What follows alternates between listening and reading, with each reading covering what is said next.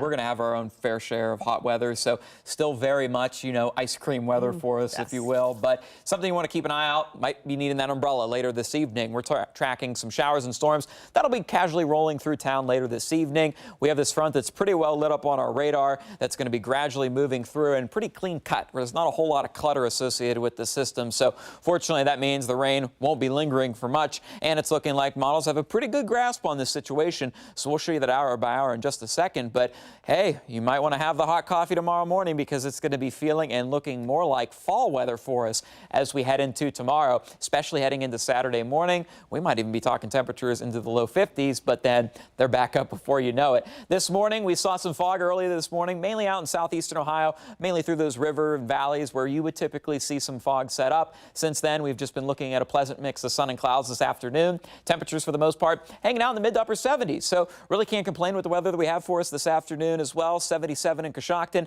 76 in McConnellsville, 79 in MacArthur, 78 in Chillicothe, and 78 in Washington Courthouse. So things will be pretty comfortable for us as we head into the first half of this afternoon. This front, you can see it's starting to close in on far northwestern Ohio near the state line up there, up towards Michigan. Haven't seen any active alerts associated with this, but we're still looking at the potential we could have maybe a couple brief strong storms pass through later into this evening. But the storms are actually moving a bit more east-northeast than the front is moving towards the south. So eventually we're going to see some of these showers and storms come into town, but probably won't see anything for, I would say, at least a solid 4 hours here in central Ohio. So we're going to continue to see this front slowly mosey on over as we head into this evening, but still something you want to be prepared for because of the timing of this. It'll be coming into the evening commute, and of course for kids going to school, looks like things will be fine for pickup, but any extracurricular activities, you want to make sure that you're prepared for some of this rain that's going to be moving through. So for the next couple hours, winds I anticipate will be a bit on the breezy side as well,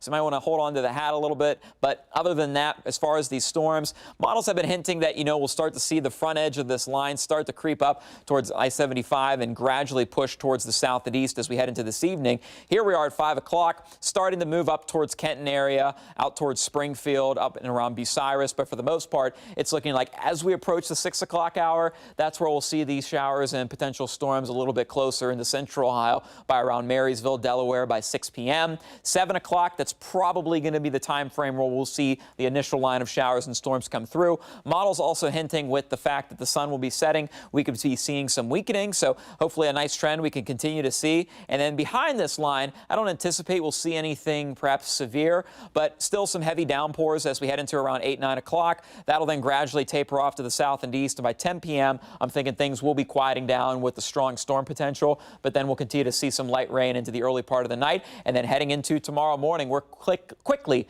clearing out, and with the winds that'll be picking up out of the northwest, probably won't be dealing with much as far as fog. And again, lowest threshold for the potential for severe weather. And again, that's going to be mainly associated with some damaging winds. Rainfall, for the most part, it's going to be pretty hit or miss, a few hundredths of an inch. Other than that, we're going to be looking at maybe some of these spots that happen to run into a storm. You could be looking at closer to 1/4 of an inch. So a comfortable day then in store for us tomorrow. As I mentioned, feeling and looking more like fall for us. Temperatures will be into the mid 70s, and then pleasant to start your weekend. More sunshine, and this is probably our last good shot at some rain for the next several days, even going into well of next week, where then highs will return back into the low 90s and staying pretty toasty through much of next week.